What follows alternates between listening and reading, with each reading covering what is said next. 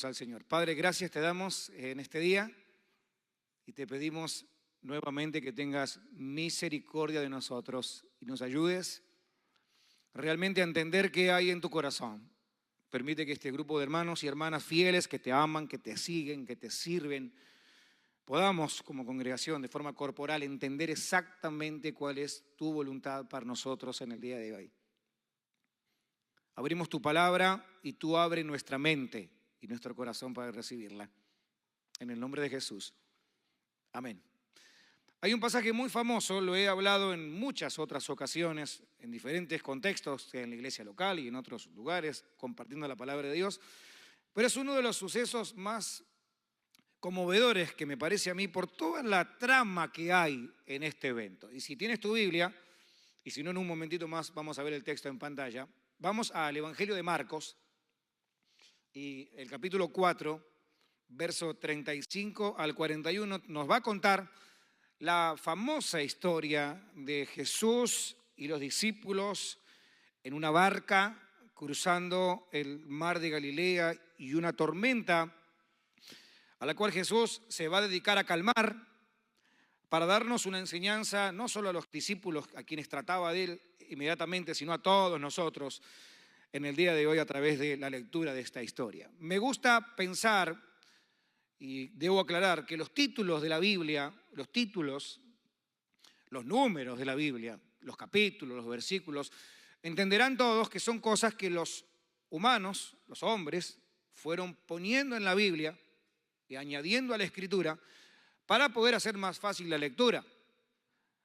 Debo decir que cuando se escribió la Biblia y el Espíritu Santo inspiraba a los escritores, no es que el Espíritu Santo les decía a los escritores de la Biblia, capítulo 3, versículo 1, pon esta frase, capítulo 3, versículo 2, pon esta frase. Ya los números, las frases, los títulos de la Biblia, insisto, son puestas por los hombres en las traducciones, la Septuaginta, que son las personas que se juntaron para discernir qué era escritural y qué no, y les agregaban los números, intento de explicar esto, y los títulos para facilitar la lectura, para facilitar lo que nosotros tenemos ahora en la Biblia. Entonces yo puedo pararme acá y decir, vamos al Evangelio de Marcos, y todo el mundo sabe que Marcos está en Marcos, y ahora puedo decir, vayan al capítulo 4, y entonces todo el mundo que busca, el 1 no, el 2 no, el 3 no, ¿cuál? El 4, acá. Y digo versículo 35, entonces todo el mundo cuenta 2, 3, 10, 15, 9, 35. ¿Me expliqué bien? Todos me miran con cara asustados como diciendo, pastor, ¿para dónde vas? Bien, vale la explicación. La Biblia, al escribirse, eran en pergaminos, hermanos. Ustedes pensaban que mandaban un texto, que era una cuestión digital. Eran pergaminos, papeles, que ni siquiera eran papeles, eran cueros. Y entonces los escritores mojaban en tinta y entonces hacían toda la escritura. Una vez explicado esto, debo decir que este título en particular no me llama tanto la atención porque no sé si tiene que ver mucho con la historia que vamos a leer. Porque el título de esta historia dice que cuando Jesús calma la tempestad. Sin embargo, yo me tomé el atrevimiento de titular mi propio sermón, nada que ver con la Escritura, sino mi propio sermón, el que le voy a compartir, el Jesús que no calma las tormentas, sino que las provoca. El Jesús que provoca las tormentas, no que las calma. El Jesús que provoca tormentas, no que las calma. Y entonces voy a intentar, con tu paciencia y la gracia de Dios sobre todo, llevarte a pensar en un Jesús con una perspectiva diferente a lo que comúnmente tenemos del Jesús que va a calmar la tormenta, sino vamos a ver, intentar ver, al Jesús que no calma nada, al Jesús que las provoca, para que entonces la calma no sea exterior, sino sea interior. Que de verdad, debo decir que es lo que más necesitamos en el día de hoy. No tanto andar apagando fuegos alrededor de nosotros, no tanto andar controlando tormentas que nos suceden afuera de nosotros, sino que quiero pensar que Dios nos va a ayudar a calmar las tormentas que tenemos adentro, que para mi modo de pensar son de las más importantes a calmar. Verso 35 del capítulo 4 del Evangelio de Marcos. Ese día al anochecer le dijo a sus discípulos, crucemos al otro lado. Dejaron la multitud y se fueron con él en la barca donde estaba. También lo acompañaban otras barcas. Se desató entonces una fuerte tormenta y las olas azotaban la barca tanto que ya comenzaban a inundarse. Jesús, mientras tanto, estaba en la popa durmiendo sobre un cabezal. Así que los discípulos lo despertaron. Maestro, gritaron, ¿no te importa que nos ahoguemos? ¿No te importa que nos ahoguemos? Él se levantó y reprendió al viento y ordenó al mar, silencio, cállate. Y el viento se calmó y todo quedó completamente tranquilo. ¿Por qué tienen tanto miedo?, dijo Jesús a sus discípulos. ¿Todavía no tienen fe? Ellos estaban espantados y se decían el uno al otro, ¿quién es este que hasta el viento y el mar le obedecen? ¿Quién es este que hasta el viento y el mar le obedecen? Cabe resaltar que el Evangelio de Marcos es el primer evangelio escrito, es el más antiguo de los 4 primeros. Todos los demás escritores toman del Evangelio de Marcos, así que podemos decir que Marcos es el evangelio de primera mano que va a relatar exactamente lo que está sucediendo, porque él mismo está siendo parte de lo que él está escribiendo. Lo primero que debo resaltar es que después de dejar la multitud en la orilla, los discípulos son invitados a obedecer a Jesús en algo que posiblemente consideraban algo normal, cotidiano. Ustedes se recuerdan que los discípulos tenían oficios, trabajaban de diferentes cosas. Y en su gran mayoría, de los 12, la gran mayoría de este grupo de 12, eran pescadores. Así que sabían exactamente qué era lo que habría de pasar o lo que potencialmente podía llegar a suceder en una embarcación cruzando del otro lado. Jesús les dice, vamos a pasar del otro lado. Pongan atención a esto. Jesús les dice a ellos, vamos a pasar del otro lado. ¿Qué les dice Jesús? Vamos a pasar. Entonces ellos dicen, está bien, obedezcamos lo que Jesús invita a hacer, vamos a subirnos a la barca porque vamos a pasar del otro lado. Lo primero y simple que tengo que enseñarte es que seas una persona obediente al Señor Jesús, no te va a garantizar jamás en tu vida de fe que la tendrás ausente de tormentas. A ver, esto ustedes lo han escuchado 1.200.000 veces. Pero por ahí, de repente, en la vida de la iglesia se filtra la idea de que porque estamos en la fe, o porque estamos en Jesús, o porque obedecemos su palabra, todas las cosas me tienen que ir bien siempre. Porque de lo contrario, eso puede señalar la ausencia de mi fe, o la ausencia de Dios, o el descontento de Dios conmigo, y entonces ahí comienza una especie de tira y afloje de culpabilidad. Seguramente las cosas me salen mal porque estoy haciendo las cosas mal. Seguramente tengo una fe muy débil, por eso las cosas no me salen como quisiera. Mi matrimonio no funciona como deseo porque no estamos orando lo suficiente, no estoy leyendo lo suficiente, no me compré los libros suficientes, no estoy a la moda en lo último que Dios está haciendo en el mover en el mundo entero. Y entonces comienza una tortura emocional, espiritual, psicológica. Y comenzamos a hacer un autoanálisis muy torpe de lo que realmente significa seguir a Jesús. Seguir a Jesús va a significar en ocasiones que el Señor te invite a meterte en una barca para meterte en el corazón de una tormenta. ¿Estás aquí conmigo, sí o no? Si estás ahí, en el medio de una tormenta, quiero que comiences a ver a Jesús metiéndote en esa misma tormenta. Porque las tormentas Jesús también las provoca. Claro que ninguno es amigo de los problemas, en realidad quisiéramos que evitarlos y está muy bien evitarlos en su gran mayoría. Hay 2 maneras de sufrir, por torpe o porque simplemente tiene que ser así. Si va a sufrir usted por torpe, por favor, oremos juntos, seamos sabios, usted ora por mí, yo por ustedes, nos llenamos de sabiduría divina y dejamos de cometer torpezas para entonces dejar de sufrir. Hay gente que sufre porque comete errores y el error, de alguna manera, por decirlo vulgarmente, se paga. ¿Están de acuerdo conmigo hasta acá? Pero hay gente que va a sufrir igual, aunque esté haciendo todas las cosas a la perfección. Obedecer a Jesús Seguir a Jesús, ser invitado por Jesús a pasar en la barca del otro lado no va a implicar jamás ausencia de tormenta. ¿Hay alguien que aquí en esta tarde se considere una persona obediente a la voz de Dios, a la palabra de Dios, que digamos vulgarmente hace la voluntad de Dios? ¿Hay alguien que aquí considera que hace la voluntad de Dios? Levante la mano. ¿Y el resto? Solo uno, una santa, y el resto un montón de pecadores. Todos intentamos hacer la voluntad de Dios, ¿sí o no? Y todos intentamos agradar a Dios. Y todos intentamos acercarnos y ser santos y dejar el pecado. Y todos, de alguna u otra manera intentamos hacer lo mismo. Sin embargo, insisto, por última vez, esto no quiere decir que no va a haber tormentas. Había algo que había que tratar en el corazón de los discípulos y sin duda es lo que Dios debe tratar con el corazón mío, tuyo y de todos.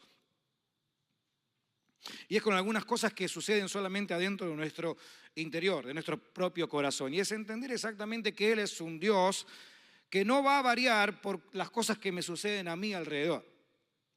Me gusta mucho el verso 38 porque los discípulos comienzan a sacar un poquito, noten esto, comienza a aflorar del interior de los discípulos muchas preguntas, cuestiones que había que resolver. Una de ellas es justamente la pregunta que ellos mismos le hacen una vez que se están ahogando. La marea se desata. Era muy común que hubiera tormentas en ese tiempo. Los vientos, el cruce de viento hacía que las olas sean grandes y altas, como la misma Biblia lo dice. Y entonces comienza una pregunta, comienza una serie de preguntas en realidad, pero por lo menos voy por la primera.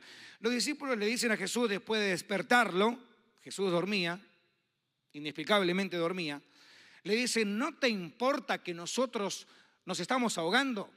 Jesús, ¿realmente no te importamos? Jesús, ¿realmente no somos personas a las que tú deberías obligadamente ayudar? Nosotros te creemos, nosotros te seguimos, nosotros dejamos nuestras familias por tu causa, dejamos nuestra vecindad por tu causa, dejamos nuestra reputación por tu causa, dejamos nuestros empleos por tu causa. Y nos rendimos a ti para seguirte, para que tú seas nuestro líder. Y ahora que nos estamos ahogando, y ahora que tenemos el agua hasta el cuello en el problema en el que tenemos, no estás viniendo a socorrernos como debieras socorrernos. Estoy intentando actuar un poco en la conversación que me imagino en mi mente tenían entre ellos. Bueno, ¿y ahora qué le pasa a Jesús? Tanto que lo servimos, tanto que lo adoramos, tan fieles que fuimos a la congregación, ¿qué está pasando ahora? ¿Y ahora quién podrá socorrernos? Si Él dice que Él es Él, entonces que venga Él a socorrernos. Yo todavía no tengo mi papel de migración y necesito tenerlos. Lo he seguido a Jesús por mis últimos 30 años, o 20 años, o 15 años, y le he sido fiel. He dejado el pecado, he sido santo, he dado a la iglesia, he servido en un ministerio. ¿Qué pasa que el milagro no sucede? ¿Dónde está ese Dios al que yo le he creído, le he servido? He ido a las campañas, he evangelizado, he repartido tratados. ¿Qué no he hecho por agradarle? ¿Y ahora qué pasó? Mi matrimonio sigue en crisis. Mis finanzas todavía siguen mes al mes, y ya estoy harto de estar mes al mes. Tengo ese milagro que intento que suceda en algún momento y estoy intentando trabajar todo lo posible para conquistar a Dios y de alguna manera seducirlo para que Él haga lo que yo necesito que haga. Señor, nos estamos ahogando. Te hemos seguido y ahora me estoy ahogando. ¿Dónde estás? ¿Qué es exactamente lo que quieres hacer conmigo? Noten, por favor, lo siguiente. Una cosa es ahogarse o ser amenazado de ahogarse en un crucero como el crucero más grande del mundo. Déjenme mostrar una foto para que más o menos, si no se fueron de vacaciones, vayámonos juntos de vacaciones mentalmente. Les presento al crucero más grande del mundo, que zarpó hace aproximadamente una semana atrás, mar adentro, para... Una cosa es estar en una tormenta. A ver, una cosa es tener un problema en una bestia como esta. Si me va a agarrar la tormenta del problema, de la lucha, de la crisis matrimonial, que me agarre arriba de uno de estos.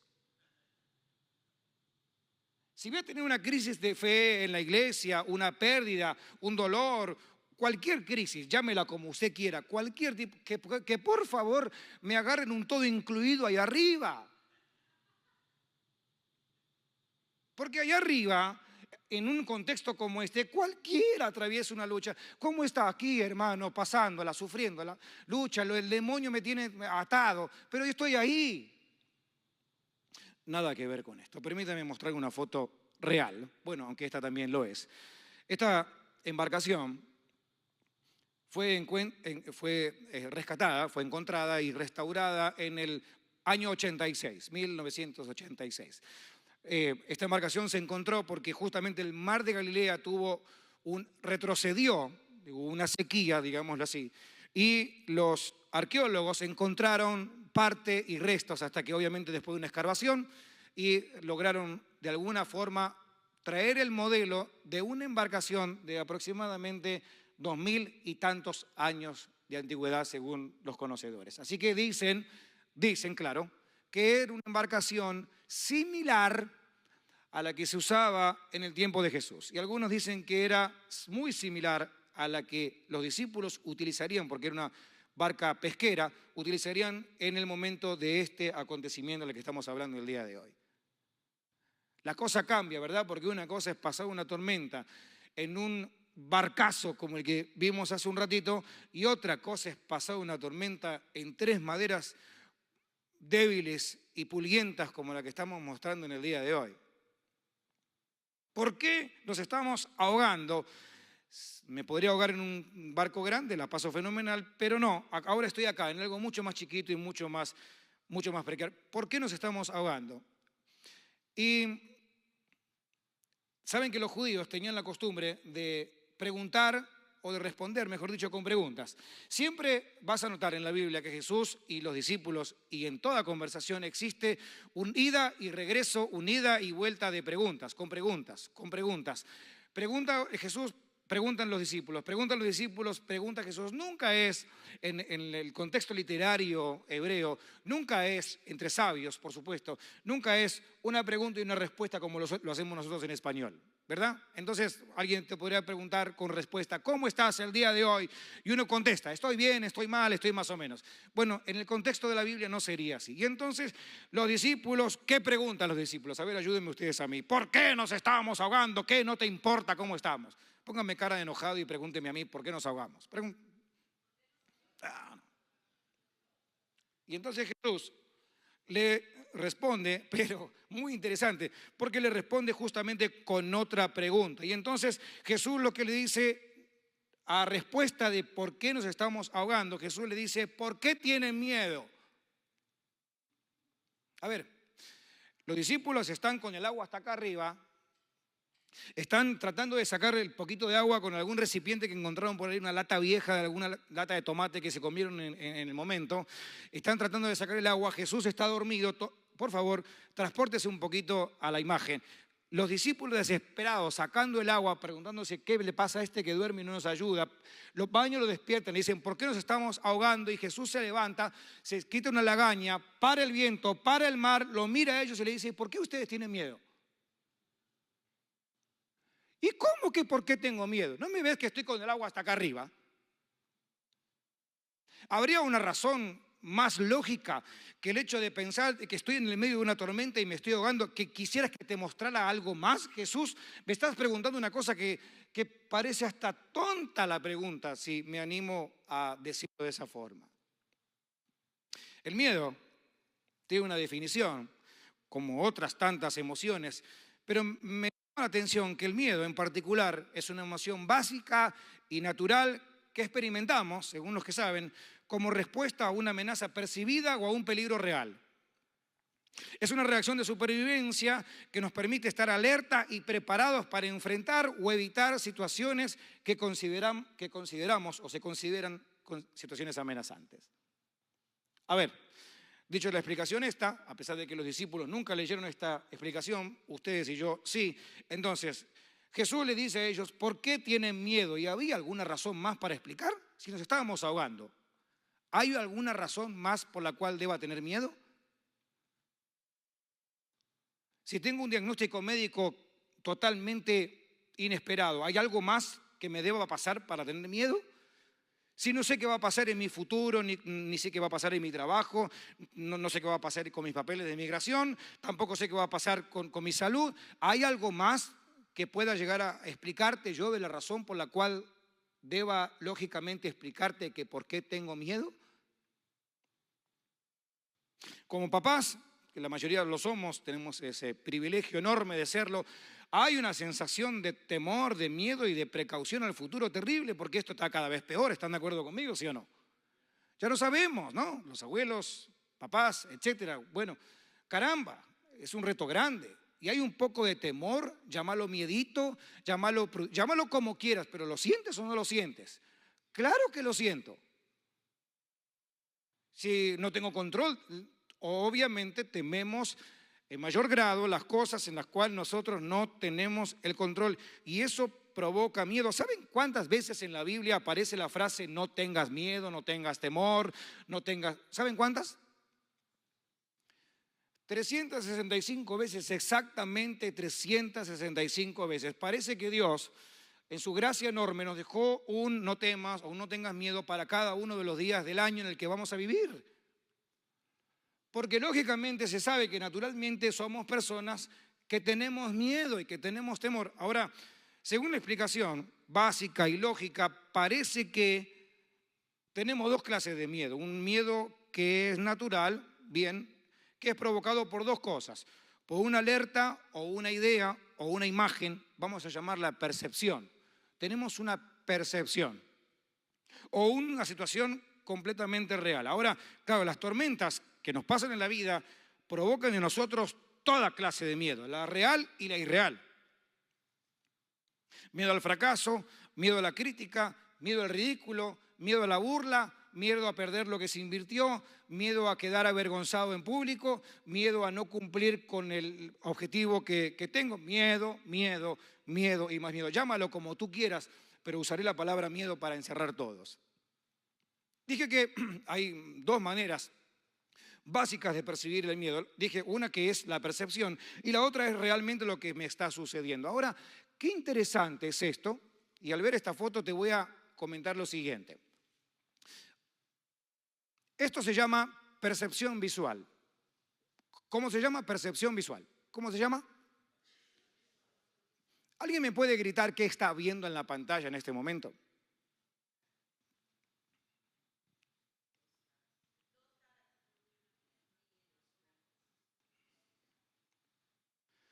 ¿Qué tal si yo les digo a los que me dijeron que ven dos caras que yo estoy viendo un florero?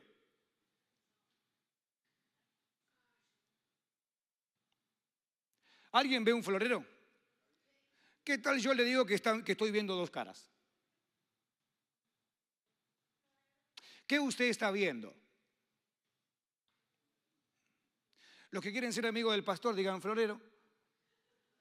Los que quieren seguir siendo enemigos del pastor sin ningún problema digan dos caras.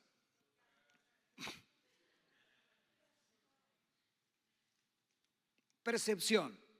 Esto se llama percepción. Estamos en el medio de una tormenta.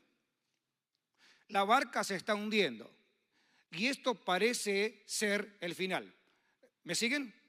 Parece ser el final. Y entonces los discípulos perciben esto de una sola manera. Están mirando esa situación de una sola forma. Nos estamos, ¿qué? Hundiendo. Y de esta no vamos a salir. ¿De esta qué?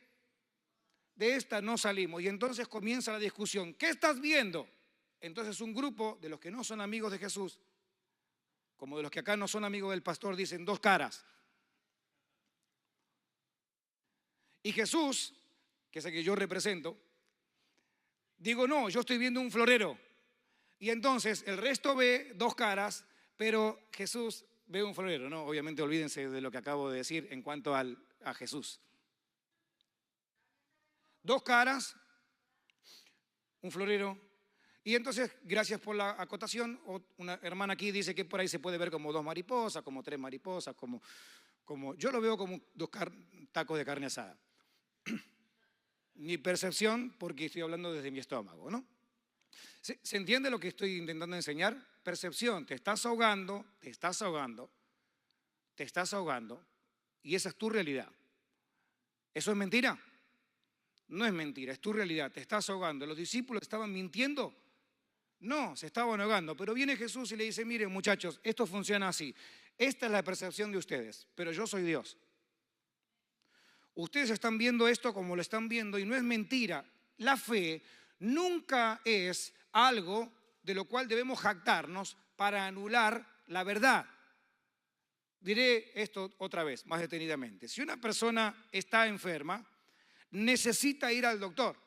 Si una persona va al doctor, no tiene menos fe de aquellas que oran por sanidad divina. ¿Me expliqué? Vas al doctor con sanidad divina. Te haces un chequeo médico, le dices al doctor gracias por su sabiduría, gloria a Dios por la medicina, y entonces asume la realidad y la responsabilidad de medicarse, de cuidarse y de cuidar su cuerpo, que al fin y al cabo somos el templo del Espíritu Santo. Lo que intento es que aunque el médico no tenga la palabra final, sino que es Dios quien la tiene, no quita la responsabilidad que tenemos como individuos y tampoco la gracia de Dios a través de la medicación. Usé este ejemplo solamente por un ejemplo. ¿Me expliqué bien? Percepción. Estamos en la inundación, nos estamos ahogando y hay una percepción real de que algo que realmente está sucediendo, pero hay una determinación divina por esa misma realidad. ¿Saben que la soberanía de Dios es una de las cosas más ricas y más difíciles a la misma vez, aunque rica, más difícil de entender en la fe cristiana? Cuando aceptamos al Señor como Salvador, Él es nuestro Señor. ¿Saben qué significa eso? No solamente que cuando nos muramos nuestra alma se va a la eternidad con Él y viviremos una eternidad con Él. Y no solo se trata de vida eterna, sino se trata de vida presente. Se trata de que de esta parte del mundo también tengo un rey. Y también tengo alguien que se enseñorea de mí. Y también tengo alguien que toma determinaciones por encima de mi propia capacidad. Yo me hundo y me hundiré si al fin y al cabo es su decisión que me hunda. Aunque yo sienta que me hundo y me quiera inclusive hundir, si no es su decisión final, realmente Él vendrá con su mano poderosa, te agarrará aunque sea de los pelos y te va a sacar a flote porque todavía no es el tiempo de hundirse. ¿Alguien entendió esto? Dígame amén, por favor. Se pueden perder muchas cosas en una tormenta. Es más, se deben perder cosas en la tormenta. Y lo más importante que uno tiene que perder en una tormenta es el miedo. Lo más importante que alguien tiene que perder en una tormenta, si realmente se abraza a la fe y sigue al Cristo que estamos hablando, intentando predicar y enseñar por la Biblia, entonces hay algo que sí tenemos que procurar perder y que sea lo primero que salga de nuestra embarcación, y es el miedo. Tenemos que perder el miedo. Y aunque alguien me pueda decir, claro, es muy fácil lo que estás diciendo, ahora estamos entusiasmados y quizás ahora mismo no te pasa nada tan grave. La idea es recordártelo, o que el Espíritu Santo nos lo recuerde a todos, en el momento en el que la tormenta realmente azote nuestra embarcación, que entonces no seamos apoderados por un miedo que nos tenga perplejos y quietos, sino que podamos confiar de que el Señor es soberano y va a hacer lo que Él quiera hacer. Amén, gracias.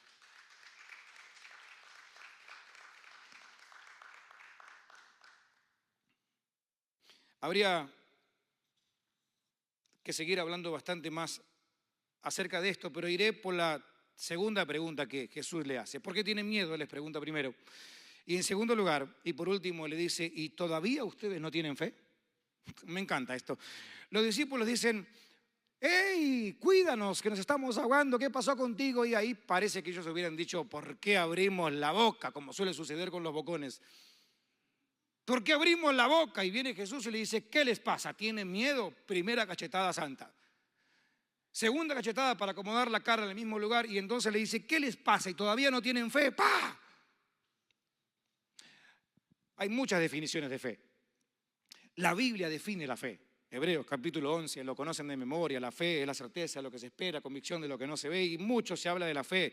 Pistis en griego se traduce esa palabra y tiene varios significados, y pudiéramos hablar bastante de esto en su original y buscar el griego y darle el mayor sentido posible, pero lo más interesante de todo esto es que Jesús le dice a los discípulos, vamos a pasar del otro lado, y en el medio de esa promesa de pasar del otro lado, se desata una tormenta. Y ahora los discípulos están siendo enseñados muy profundamente por Jesús a través de sus propias preguntas. ¿Por qué nos ahogamos? ¿Por qué tienen miedo? Y ahora les dice, ¿y ustedes por qué no tienen fe? Y aunque habría muchas maneras de definir la fe, quisiera usar una de las más simples y prácticas que yo puedo enseñar o explicar de alguna forma el día de hoy. Y es, la fe no es solamente una cuestión de alcanzar lo que no se ve o de alcanzar ese futuro deseado. La fe no es tener buena onda. La fe tampoco es una declaración positiva. Todo me va a ir bien, mi futuro es maravilloso, soy una persona exitosa, soy bella, soy agradable. O sea, la fe no se trata de eso, ¿saben? La fe se trata específicamente de creer que en el medio de mi problema, en el medio de mi tormenta, estoy con alguien que tiene el control de todo, aunque yo mismo no lo tenga. Eso es fe. Fe no tiene nada que ver con ser... Hay gente que es muy buena onda. Tengo varias gente cerca. Últimamente me ha tocado eso, ¿saben? Gente cerca que no es cristiana y que es mucha más simpática que tú. Súper buena onda, amigable, generoso, que se ríe por todo, que realmente lo que le falta es congregarse en Brecha en Español. Digo porque mi amigo ya son, entonces solo le faltaría congregarse. Que son súper buena onda y son positivos y enfrentan la vida con una onda terrible, pero no son cristianos, no siguen a Jesús, no abrazan la fe y no tienen ni el mínimo conocimiento que hay alguien que los ama y los desea perdonar y desea que tengan una vida mucho más victoriosa de lo que ellos consideran tenerla. La fe no es solamente tener buena onda hacia el mundo. Está bien ponerle buena cara. Saben que la gente se preocupa mucho. El cristianismo se está preocupando mucho por lo que a mi consideración no se deberían preocupar. Se está preocupando mucho el cristianismo por hacer un impacto positivo en la sociedad en la que vivimos. Tenemos que impactar positivamente a la vecindad, tenemos que impactar positivamente al Estado. Y me encanta la frase, es súper cool, recontra motivadora, fabulosa la frase. Pero la verdad, cuando voy a la Biblia, yo no encuentro en ninguna parte ninguna invitación de Jesús a ser una persona cool con el mundo. No encuentro en ninguna parte que Él me mande a mí a ser una persona de influencia positiva. Lo que sí encuentro es que Él me manda a mí a ser discípulos, personas seguidoras de Jesús. Eso sí encuentro. Creo que la fe un poco se ha distorsionado también en el mismo tema, porque la fe parece que ha sido impulsada para ser personas que logremos todo lo que nosotros soñamos. La fe es lo que te va a servir, mi amado hermano, y por último, para no marearte más, la fe lo que te va a servir es para soportar la tormenta aunque te estés hundiendo. La fe lo que te va a servir es a hundirte con clase.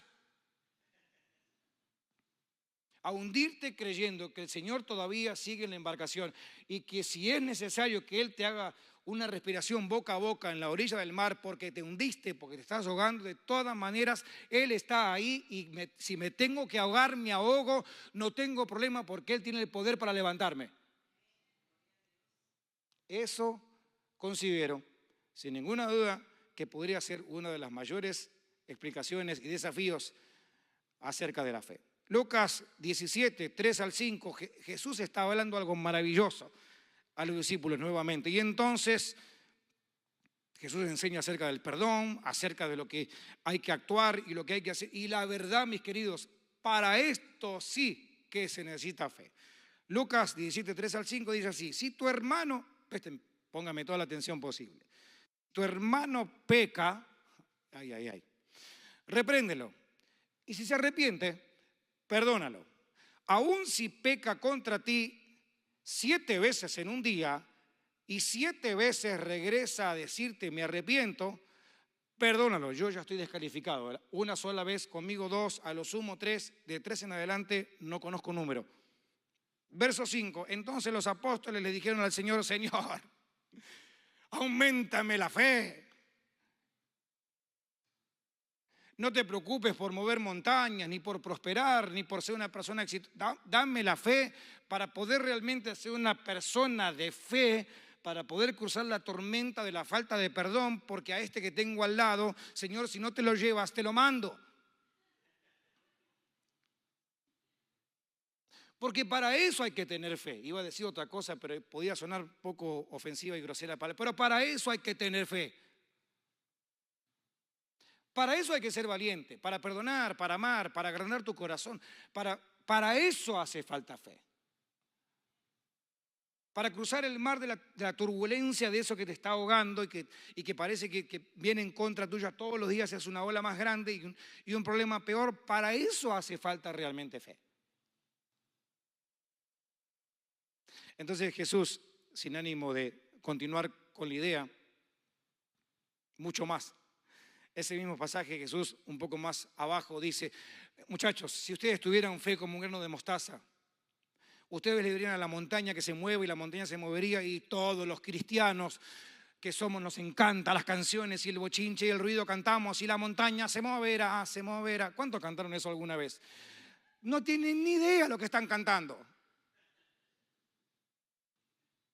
Porque miran su problema como la montaña y entonces atacan la montaña y la montaña se mueve y le cantan a la suegra en la oreja y la montaña se mueve. Absolutamente no tiene nada que ver, ni la montaña, ni los gritos, ni la suegra, nada, tiene que ver con nada. ¿Saben con qué tiene que ver esto? ¿Saben con qué tiene que ver esta clase de fe y este grado de fe? Este grado de fe tiene que ver con el hecho de amar como Dios ama y de aguantar las oleadas y los azotes y la vergüenza y los palos, si se puede llamar así, en fe.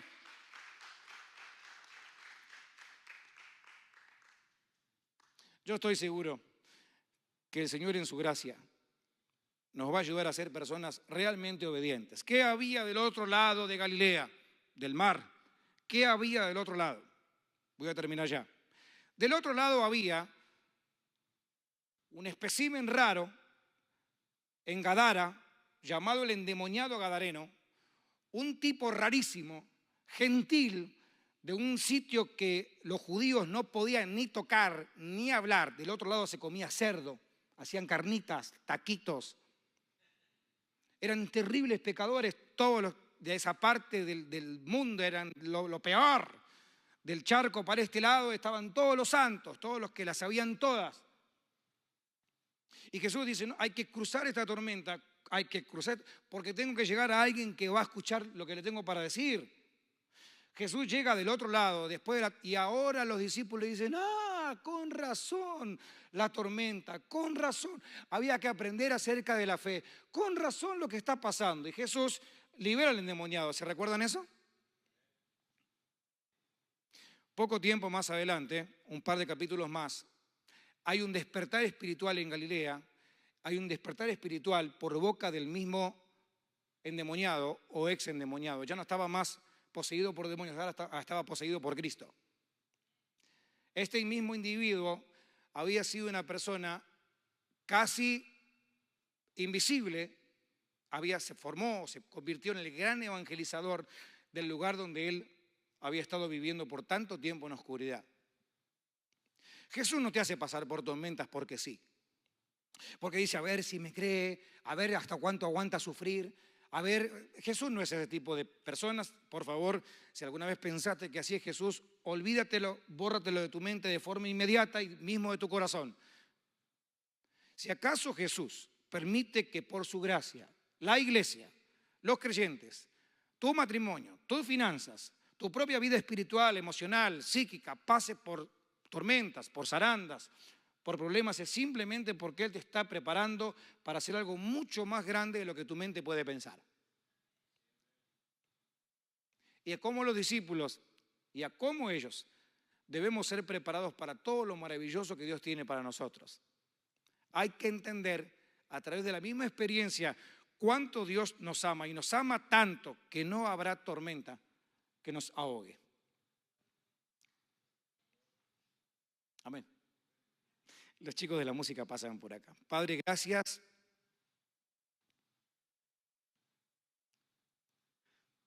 Muchas gracias por permitirnos oír sencillamente lo que tenías para hablarnos hoy.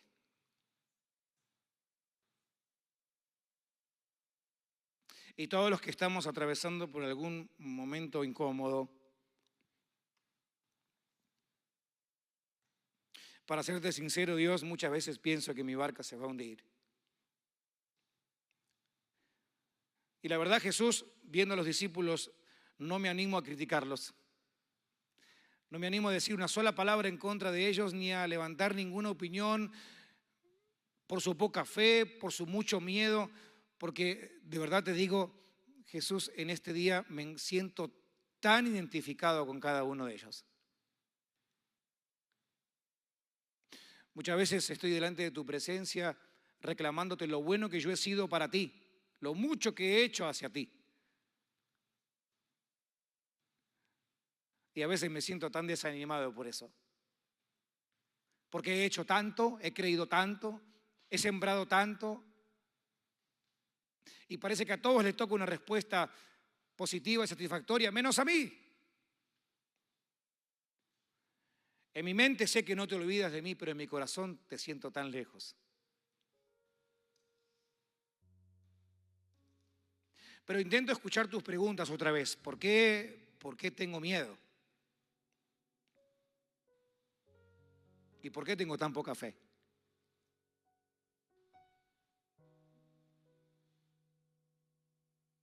Y hoy entiendo que me estás llamando a abrazarte a ti y no al don que me diste. Hoy entiendo que me estás llamando a abrazarte a ti, Jesús, y no al resultado positivo o negativo que puedas tener. Hoy entiendo que me estás llamando a una relación profunda contigo.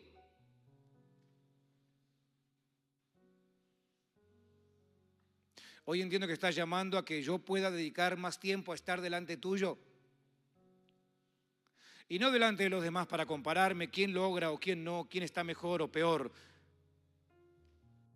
Hoy entiendo que puedo tener un llamado mucho más profundo que el que creo tener, porque me llamaste para conocerte.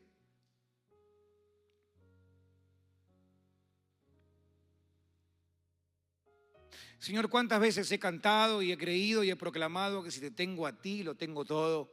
Si te tengo a ti, no deseo nada. Y he hecho todo el esfuerzo porque esa canción sea una verdad para mí. He hecho todo el esfuerzo para que esos principios sean una verdad para mí, pero de verdad te digo, muchas veces estoy débil.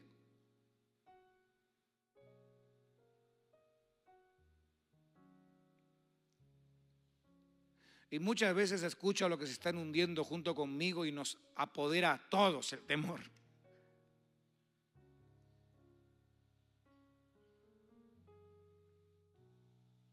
Por eso en esta tarde vengo delante de tu presencia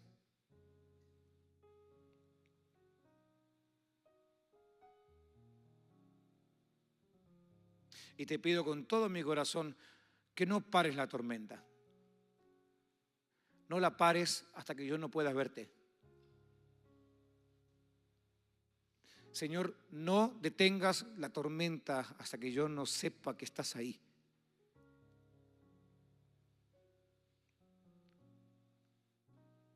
No quiero que calmes la tormenta si no aprendo la lección. No quiero calma, te quiero a ti.